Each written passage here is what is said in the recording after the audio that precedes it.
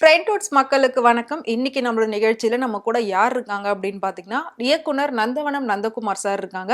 இன்னைக்கு சினிமாவுல நெறைய விஷயங்கள் நடந்துகிட்டு இருக்கு. நெறைய இழப்புகள் நடந்துகிட்டு இருக்கு. அத தாண்டி ரியாலிட்டி ஷோ, கேம் ஷோ அப்படின்னு சொல்லி நெறைய பேர் மக்கள பலவிதமா ஏமாத்திக்கிட்டு இருக்காங்க.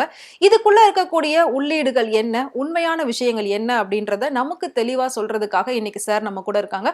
அவங்க கிட்ட நெறைய விஷயங்கள நம்ம கேட்டு தெரிஞ்சுக்கலாம். வாங்க ஷோக்குள்ள போலாம். இப்போ நான் பேசலை, ரோபோஸுங்கிற ஆவியாக நான் பேசிக்கிட்டு இருக்கேன்.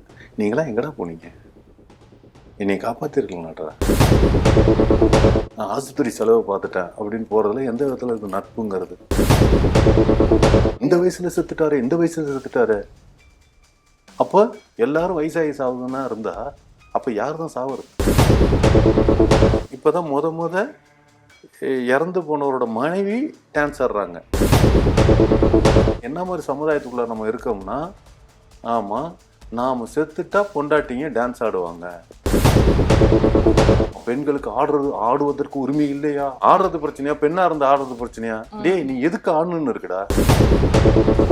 90 வயசுல ஒருத்தன் இறந்துட்டான்னு வச்சுக்கோங்களேன், அந்த வீட்டுல உட்காந்து நெஞ்சில் அடிச்சுக்கிட்டு ஐயோ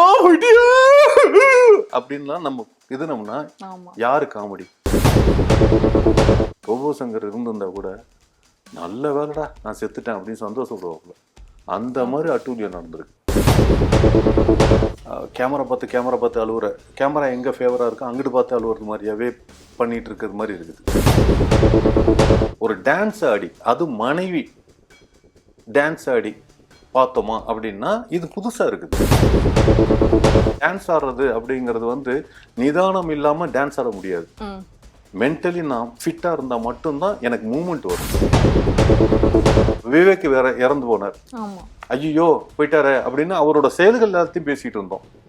பட் இன்னைக்கு ரோபோசங்கரோட செயல்களை பற்றி பேசாம அவர் பொண்டாட்டி டான்ஸ் ஆனதை பற்றி பேசிட்டு இருக்கோம்.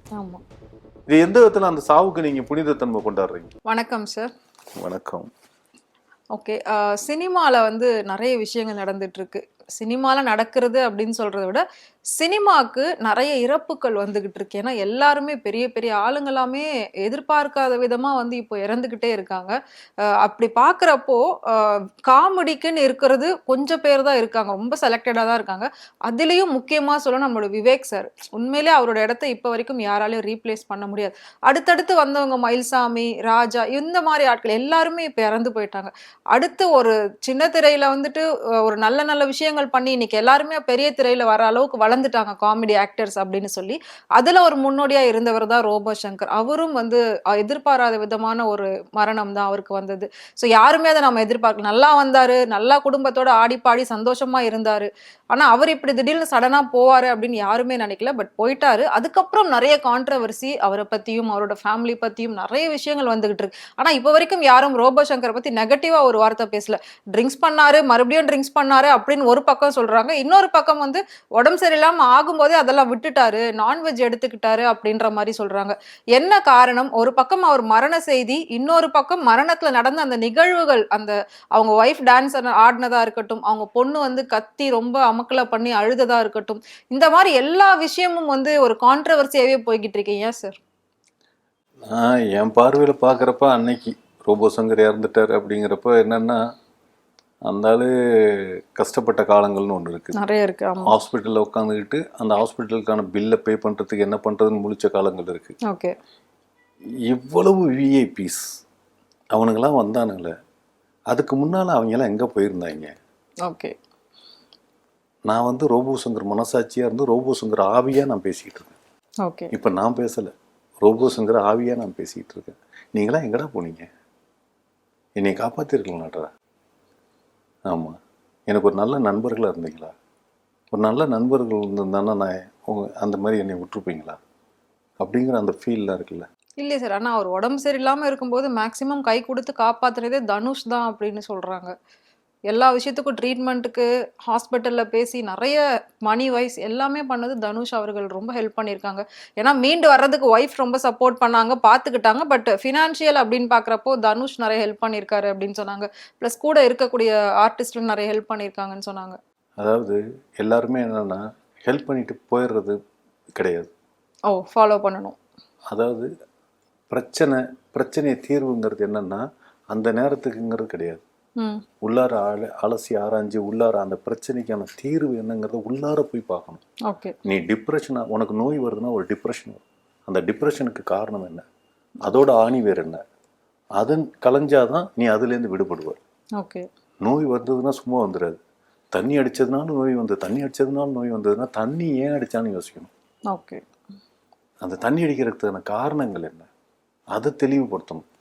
ஒரு நன்மையான உண்மை நண்பனாக இருந்தால் அதெல்லாம் உள்ளார போய் அந்த விஷயத்துக்கு உட்காந்து அதுக்கு ஒரு கவுன்சிலிங் கொடுத்துருப்போம். ம். அதெல்லாம் செஞ்சுருக்கணுமா இல்லையா? ஆமாம். ஆஸ்பத்திரியில் சேர்த்துருக்கப்ப நான் ஆஸ்பத்திரி செலவை பார்த்துட்டேன் அப்படின்னு போகிறதுல எந்த விதத்தில் இது நட்புங்கிறது? ஓகே. புரியுதுங்களா? ரெண்டாவது, அவங்களோட சுயம்னு ஒன்று இருக்குது. ஆமாம், புரியுதுங்களா? வாயை கட்டுப்படுத்தினா எல்லாமே கரெக்டாக இருக்கும். வாழ்க்கை நல்லா இருக்கும்பாங்க.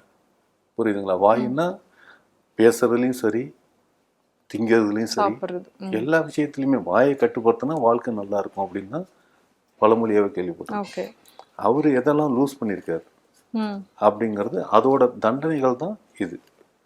இறந்து போறங்க, இறப்புங்கிறது எல்லாருக்கும் நடக்கிறது எல்லாருக்கும் தான். வரும். புரியுதுங்களா? இப்போ அவருக்கு இளவுக்கு வந்தவனுங்களாம் சாகாமையா இருக்க போறாங்க. இல்லை, ஆனால் வயதுன்னு ஒன்று இருக்குல்ல சார். வயதுன்னு இருந்தா கூட ஓகே, நீங்க இந்த வயதுன்னு சொல்றீங்க, அவரோட 46 வயசுங்கிறாங்க. ஆமா, ஒன்றும் இல்லை, எக்மோர் ஜிஹெச்சில் குழந்தை பிறகுற இதில் ஒரு நாளைக்கு கிட்டத்தட்ட 100 குழந்தைங்க பிறக்கும், டெலிவரி நடக்கும். ஆமாம். 100ல் கண்டிப்பாக 10 to 8 குழந்தைங்க இறந்து பிறக்கும். ஓகே. அந்த குழந்தை பிறந்த பயத்தோட அது பெரிய வயதா? சரி, இப்போ ரயில்வேல ஒரு ஆக்சிடென்ட் ஆச்சு பஸ்ஸில், அதில் சிறார்கள்லாம் இறந்தாங்க, ஆமாம். அதெல்லாம் இறப்ப தெரியல. ஸ்கூல் குழந்தைங்க. அப்போ அவங்களோட இதோட இது ரொம்ப இதா? வாழ்கிற வாழ்க்கை வரைக்கும் நீ எவ்வளவு வாழ்ந்த, எந்த அதுதான் அளவுக்கு பேர் கணக்கு. எடுத்திருக்க. உன் ஊர்லேருந்து எத்தனையோ பேர் வந்திருப்பான், வேலை செஞ்சுருப்பான். ம். ஆனால் இன்னைக்கு ரோபோஷங்கிற ஒரு ஆளுக்கு இன்னைக்கு தெரிகிற அளவுக்கு வாழ்ந்திருக்கல்ல, ம். அந்த வாழ்க்கையே சக்ஸஸ் தானே. ஆமாம். இதுலயே நீ போயிட்டாருன்னா, புரியுதுங்களா? சாவுங்கிறது என்னைக்கு இருந்தாலும் நிரந்தரம், அதுல எவனாலையும் மாற்ற முடியாது. மாற்ற இந்த முடியும். வயசுல செத்துட்டாரு, இந்த வயசுல செத்துட்டாரு, அப்போ இதுக்கு முன்னால செத்தாலும் கவலை இல்லை, அப்போ பின்னால் தான் வயசாகி தான் சாகணுமா? எல்லாரும் வயசாகி சாகுதுன்னா இருந்தா அப்போ யார் தான் சாவுறது? ஓகே. நிறைய கொஸ்டின்ஸ் வந்து நம்ம பார்க்குறப்ப முட்டாள்தனமாக இருக்கும் நான் பேசுறது. ஆனால் உள்ளார போய் ஆராய்ச்சி பண்ணி பார்க்குறப்ப எதுவுமே இங்கே நிரந்தரம் கிடையாது. அவனுக்கு கிடைச்சதை அவன் யூஸ் பண்ணிக்கிறான் அப்படின்னு. பல பேர் நமக்கு முன்னால் செத்துட்டான், பல பேர் நமக்கு பின்னால் வந்துட்டு இருக்கான். ஆமாம். நாம் மட்டும் நான் இங்கேயே இருந்துட போகிறோம்? இல்லை, நாமளும் சாவ போகிறோம். அந்த டேட் தெரியாது. ஆமாம், மரணத்தின் டேட் தெரிஞ்சால் முடிஞ்சு போச்சுன்னு சொல்லுவாங்க இல்லை? ஓகே. ஆமாம், இவன் ஜாவான்னு எதிர்பார்ப்போம், அவன் ஜாவ மாட்டான். எவன் சாவ மாட்டான்னு நினச்சிருக்கான், அவன் செத்துருவான். செத்துருவாங்க. ஆமாம், அதெல்லாம் செத்ததை பற்றிலாம் ஒன்று. ஐசியூல இருந்து அவரோட போட்டோ ஒன்று வெளியே வந்தது, நீங்க அதை பாத்தீங்களா? ஒல்லியா அந்த ஹாஸ்பிட்டல்ல இருக்க வாயில டியூப்லாம் வச்சு அந்த மாதிரி போட்டோஸ் ஃபர்ஸ்ட் எடுத்து போடுறது நல்ல விஷயம் நினைக்கிறீங்களா? அதுதாங்க, அதாவது அவங்க ஃபேமிலியே வந்து கொஞ்சம் கலை விளம்பர குடும்பம்னு பிரியர்களாக பேர் தான் இருக்காங்க. எடுத்துட்டாங்க. ஆமா. விளம்பர பிரிய கலை குடும்பம். ஆமா. அந்த கலை குடும்பமே வந்து உங்களுக்கு கலைனாவே என்னன்னா, நான் அதாவது கல்யாணத்தில் டான்ஸ் ஆடி, கல்யாணத்துல எல்லாம் முன்னாடியெல்லாம் மேலதெல்லாம் வச்சு தான் கல்யாணம் பண்ணுவாங்க. ம். புரியுதுங்களா? அப்புறமேலு கொஞ்சம் ஓரமாக ஒரு 4 பேர் டான்ஸ் ஆடுறத வச்சு ம். கல்யாணம் ஆட விட்டாங்க. பாட்டு அதுக்கப்புறம் கச்சேரி நடந்தது. பாட்டு கச்சேரி அதுக்கப்புறம் நடந்தது, ஆமா. பாட்டு கச்சேரிக்கு அப்புறம் ஆட்ட கச்சேரின்னு வச்சாங்க. ஆமா. இப்போ கல்யாண பொண்ணையே ஆட வைக்கிறாங்க. ஆமா. நம்ம கலாச்சாரமே மாறிடுச்சு. மாறிடுச்சு. இப்போ என்னன்னா, இப்போதான் முத இறந்து போனவரோட மனைவி டான்ஸ் ஆடுறாங்க. அது வரைக்கும் ஆடுறதுக்குன்னு ஒருத்தனை கூட்டிட்டு வந்து கரகாட்டம், இறந்து போனா அந்த அந்த அந்த வீட்டில் வந்து கரகாட்டம்னு ஆமா. ஒரு இதை வச்சு ஆட வைப்பாங்க. ஓகே. ஒப்பாரி வைக்கிறதுக்குன்னு, ஒப்பாரி கரகாட்டத்திலே ஒப்பாரி வைக்கிற கரகாட்டமா இருக்கும் அது, சாவுக்கு அந்த மாதிரி. அது மாதிரியான விஷயமே இல்லாமல் இப்போ ஸ்ட்ரெயிட்டாக யார் இறந்து போகணுமோ, இப்போ நான்லாம் சேர்த்துட்டேன்னா என் பொண்டாட்டி நல்லா குத்தாட்டம் போட்டு என்ஜாய் பண்ணு அப்படின்னா, அப்போ என்ன மாதிரி சமுதாயத்துக்குள்ளே நம்ம இருக்கோம்னா, ஆமாம், நாம் செத்துட்டா பொண்டாட்டிங்க டான்ஸ் ஆடுவாங்க அப்படிங்கிற, அப்போ புருஷன் செத்தா பொண்டாட்டி ஹாப்பி அப்படிங்கிற மூடு தானே இதில் இதாகுது. ஓகே. டான்ஸுங்கிறது எது? ஹாப்பி அது மூடில் ஒரு இருக்கிறப்ப, கஷ்டத்தோட ஒரு சோகத்தோட உச்சக்கட்ட வெளிப்பாடுன்னு கூட சொல்லலாம். சோகத்தோட உச்சக்கட்ட வெளிப்பாடுங்கிறது என்னன்னா, உங்களுக்கு நிதானமின்மை, ஒட்டஞ்சு போய் உட்கார்றதுன்னு தான் சோகத்தோட வெளிப்பாடு. சோகம் அப்படின்னா நீங்கள் அதாவது ரயிலில் அடிபட்டு எங்கள் அப்பனோ எங்கள் ஆத்தாவோ ரயிலில் அடிபட்டு செத்து போயிட்டாங்க, செத்துட்டான் அப்படின்னு டான்ஸ் ஆடினான்னா இது எந்த விதத்தில் சரி? ஓகே உடஞ்சி போய் பேசுவதற்கு வார்த்தை வராம உட்கார்ந்து இருக்கிறது தான் துக்கம். ஓகே துக்கத்தோட மீனிங்கே நம்ம மாற்றக்கூடாது. ஒருத்தவங்க ஆடினாங்க, அவங்க புருஷன் மேல அன்பா இருக்கிறதுனால தான் அவங்க ஆடினாங்க அப்படின்னு இதுக்கு நம்ம பயங்கரமா கமெண்ட்ஸ் எல்லாம் போடுவானுங்க. இதுக்கு எதிர்ப்பத விமர்சனம் தான் நடக்கும். ம் ம் ஆமா, பெண்களுக்கு ஆடுவதற்கு உரிமை இல்லையா, ஆமா அப்படி பேசுவாங்க. இப்படிதான் பேசுவானுங்க. ஆடுறது பிரச்சனையா இல்ல பெண்ணா இருந்து ஆடுறது பிரச்சனையா? இதுதான் இப்படியெல்லாம் விஷயம். ஆடுறது பிரச்சனையா, பெண்ணா இருந்து ஆடுறது பிரச்சனையா? டேய், நீ எதுக்கு ஆடணும்னு இருக்குடா. ஓகே புரியுதுங்களா? அந்த உன் வீட்டுக்கு வந்து இலவுக்கு வந்தவன் ஆடினாவே தப்புன்னு நினைக்கிற சமுதாயம் நம்ம சமுதாயம். ஓகே இலவுக்கு வந்தவன் இருக்கான்ல, அவன் ஆடினாவே தப்பு. அப்படிங்கிறப்ப இலவு இருக்கிற வீடா இருக்கிற நீ எப்படி ஆடலாம் அப்படின்னா, இல்ல நாங்களும் டான்சர் அவங்களும் டான்சரு, நடன மேடையில தான் எல்லாம் மீட் நடன பண்ணது அப்படின்னு சொல்லி. நடன மேல தான் மீட் பண்ணோம். இது எல்லாம் ரைட்டு, எல்லாம் ரைட்டு. சரி, இதே விஷயம் வந்து ராபர்ட் மாஸ்டர் அவங்க அம்மா இருக்கும்போது அவர் ஆடினாரு. பட் அப்போ இவ்ளோ கான்ட்ரவர்சி வரல. கான்ட்ரவர்சி வராது. காரணம் என்னன்னா, ஒரு விஷயம் நல்லா தெரிஞ்சுக்கங்க. இங்கதான் வயசுங்கிறது வருது. ஓகே புரியுதுங்களா? 90 வயசுல ஒருத்தன் இறந்துட்டான்னு வச்சுக்கீங்களேன், அந்த வீட்டுல உட்காந்து நெஞ்சில் அடிச்சுக்கிட்டு ஐயோ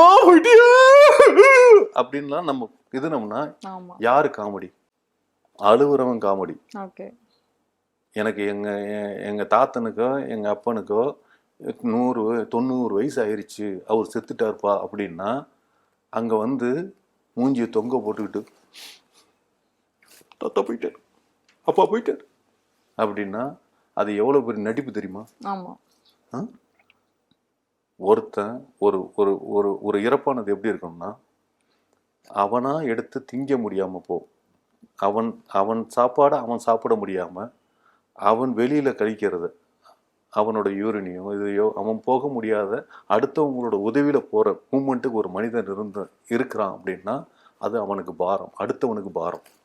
ஓகே அந்த மாதிரி ஒருத்தன் இருக்கான்னா அவன் செத்துறது மேல். வயசாயிட்டா அந்த இடத்துக்கு இருப்பாங்க. புரியுதுங்களா? வயசாயிட்டா அந்த இடத்துல இருப்பாங்க. அவங்க போயிட்டாங்க அப்படின்னா அந்த சந்தோஷப்படுறதுல தப்பு இல்லை, ஆமா கூத்தடிச்சு ஆடுறதுல தப்பே இல்லை. புரியுதுங்களா? ஓகே புரியுது. அதனால வந்து அது வேற இது வேற. அதுக்கு ஏன் டான்ஸ் ஆடனா, இதுக்கு ஏன் ஆடலை அப்படின்னா அவன் மன உளைச்சல் அவனுக்கு தான் தெரியும். அவங்க அம்மாவுக்கு வயசானவங்க அம்மா இருந்து எவ்வளோ கஷ்டப்பட்டு இருந்திருப்பாங்க. அவனுங்க அதாவது சும்மா வந்து தொடச்சி விட்டுலாம் இது பண்ண முடியாது. அதில் எவ்வளோ நாத்தம் வரும். ஒரு பெட் ஆயிட்டாங்கன்னா அதில் அந்த புண்ணு, அதான் நிறைய விஷயங்கள் இருக்கு. அதில் உட்காந்து நம்ம வியாதியஸ்தர் வீட்டில் உட்காந்து பார்த்தா தான் தெரியும் அவங்களோட வாழ்ற வாழ்க்கை எவ்வளோ கஷ்டம். அது வந்து வெளியிலேருந்து வேடிக்கை பார்க்குறவங்களுக்கு தெரியாது. சும்மா வந்து அதெல்லாம் பேச்சுக்குன்னு சொல்லிட்டு இந்த கமெண்ட்ஸ் போடுற கம்யூனிட்டிங்கிறது எல்லாம் வெட்டித்தனமாக உட்காந்துட்டு இருக்கிற கம்யூனிட்டிங்க. இந்த ஐடியில் சும்மா கம்ப்யூட்டர் முன்னால் உட்காந்தாவே சம்பளம் கொடுத்துட்றாங்க. இந்த கம்யூனிட்டிங்க மேக்ஸிமம் கம்ப்யூட்டர் பார்க்கறதோட மொபைலை பார்க்க ஆரம்பிக்குதுங்க. ஆரம்பிச்சுட்டு அதில் கமெண்ட் போடுறது. அது மாதிரியான சமுதாயத்துக்குள்ள நம்ம இருக்கிறதுனால நம்மளோட பழக்க வழக்கங்கள் எல்லாமே வேறையா மாறிட்டு இருக்குங்க. ஆமாம், முன்னாடியெல்லாம் 10 மணியா வீட்டுக்குள்ளார போய் பூந்து பார்த்துருவோம். இப்பெல்லாம் 10 மணிக்கு தான் வெளியிலே வர்றாங்க. ஆமா, எல்லாமே கவர்மெண்ட்டே என்னன்னா நைட்டு ஓப்பனாக வச்சிருவோம், எல்லாம் மால் கீழே எல்லாத்தையுமே நைட்டு ஓப்பன் பண்ணி வச்சிருவோம் அப்படின்னு அந்த திட்டத்துக்குள்ள இருக்காங்க. ஆமா, இப்படிதான் நம்மளோட ஃபியூச்சர்ல வந்து நைட்டு டே மாதிரி ஆயிரும். நைட் டே டேல போய் தூங்க வேண்டியது. ஆல் டைம், அதாவது ஆல் டைம் எல்லாமே ஓப்பன்ல இருக்கும். அந்த மாதிரி ஒரு ஃபியூச்சர் வந்துடும். நீ நினைச்ச நேரத்துக்கு நீ தூங்கிக்க.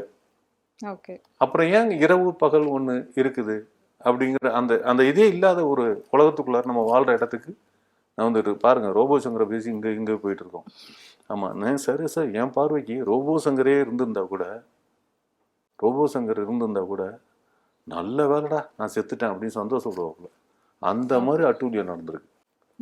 பார்க்க வந்தவன்லாம் நான் என்ன சொல்றேன்னா, இவ்வளோ விஐபி வந்தானுங்களே, இதே இந்த குடும்பம் நாளைக்கு அவங்களுக்கு சர்வைவல் ஆஃப் ஃபிட்னஸில் ஒரு கரெக்டான வேலை சரியான விஷயங்கள் அமையலை அப்படின்னா ஒரு ஃபீஸ் கட்டுறதுலேருந்து ஒரு வண்டியோட இதுலேருந்து ஒரு வாடகை வீடாக இருந்தால் வாடகை கட்டுறதுலேருந்து அவ்வளோ ப்ராப்ளம்ஸ் அங்கிட்டு பின்னால் இருக்கும். அத்தனை விஐபி எல்லாம் விளம்பர பிரிவுகள்லாம் வந்துட்டு போனானுங்கல்ல, ம். இவனுங்கெல்லாம் பின்னால அடுத்த கருமாதிக்கு அப்புறம் எவனாவது கூட நின்று பார்த்துட்டு இருப்பான்.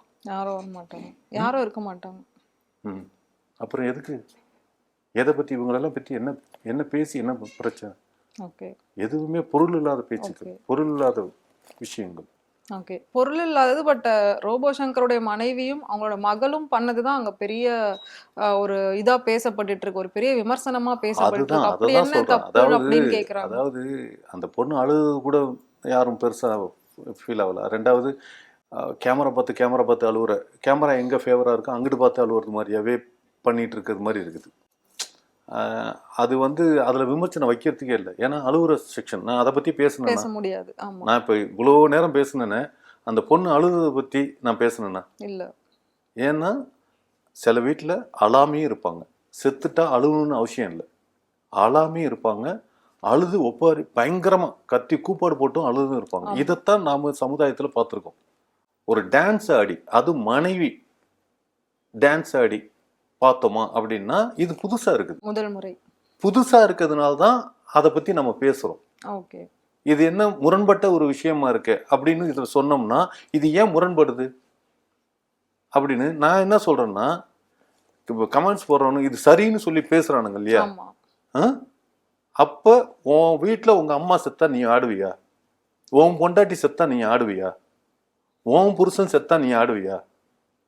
இதைத்தான் நான் கேட்குறேன். நீங்க அவங்களுக்கு வந்து சப்போர்ட் பண்ணி பேசுறீங்க அப்படிங்கிறவங்க, அப்போ உங்க மனநிலைகள் இப்படி அது இருக்குதுன்னா, அவங்க அவங்களோட தனிப்பட்ட விருப்பமா கூட இருக்கலாம்ல சார். தனிப்பட்ட விருப்பம் தான் சொல்றேன். தனிப்பட்ட விருப்பம்.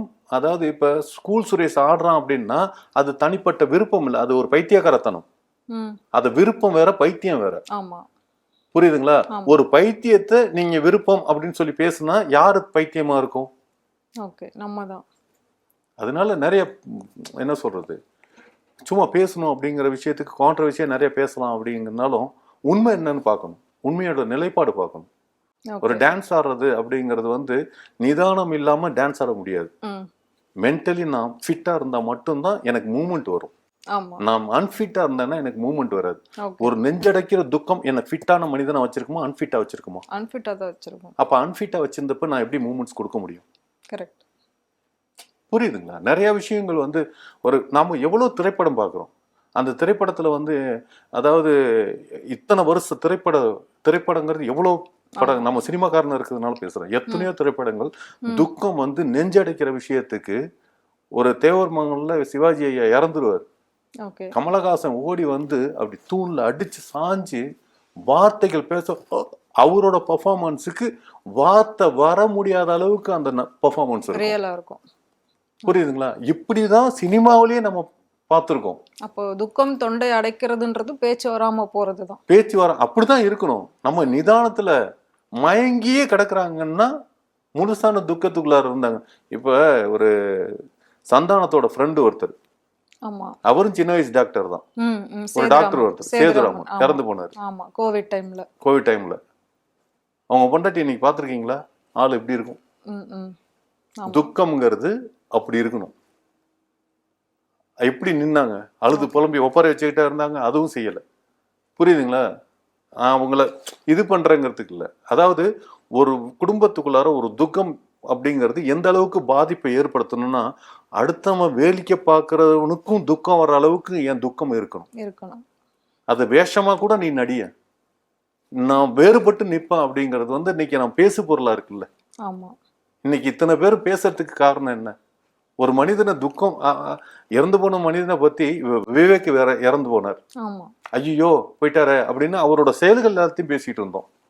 பட் இன்னைக்கு ரோபோ சங்கரோட செயல்களை பத்தி பேசாம அவர் பொண்டாட்டி டான்ஸ் ஆனதை பத்தி பேசிட்டு இருக்கோம். ஆமா. இது எந்த விதத்துல அந்த சாவுக்கு நீங்க புனிதத்தன்மை கொண்டாடுறீங்க? கரெக்ட். நிறைய விஷயங்கள் நம்ம பேசுறப்ப நம்ம என்னமோ என்ன சொல்றது, பார்வையாளர்கள் பைத்தியக்காரனா இருக்காங்கிறத நம்ம சொல்லவே முடியாது. ஆமா, எல்லாரும் சேர்ந்து நம்மளை கை நீட்டி நாம பைத்தியக்காரன் அப்படிம்போம். ஓகே. ஒண்ணுமே நோ டைலாக்ஸ். ஓகே. ஆமா. ஸோ ரோபோ சங்கர் மரணத்தை சுற்றி பல விஷயங்கள் வந்துட்டு இருந்தது. அதுக்கப்புறம் அவங்க மனைவி பிரியங்காவோட அந்த நடனத்தை பற்றி பல விஷயங்கள் பல பேர் பேசிட்டு இருந்தாங்க. ஸோ அந்த கமெண்ட்டுக்கு எல்லாமே ஃபேக்ட் என்ன அப்படின்றது நீங்கள் வந்து இப்போது ஆடியன்ஸ்க்கு சொல்லியிருக்கீங்க. ஸோ கண்டிப்பாக இதுலேருந்து அவங்களுக்கு ஒரு தெளிவான விஷயம் புரிஞ்சிருக்கும் அப்படின்னு நினைக்கிறேன். ஸோ எல்லாமே ரொம்ப ஒரு டீப் எக்ஸ்ப்ளனேஷனாக இருந்தது. ரொம்ப thank you sir. Thank you so much. Okay.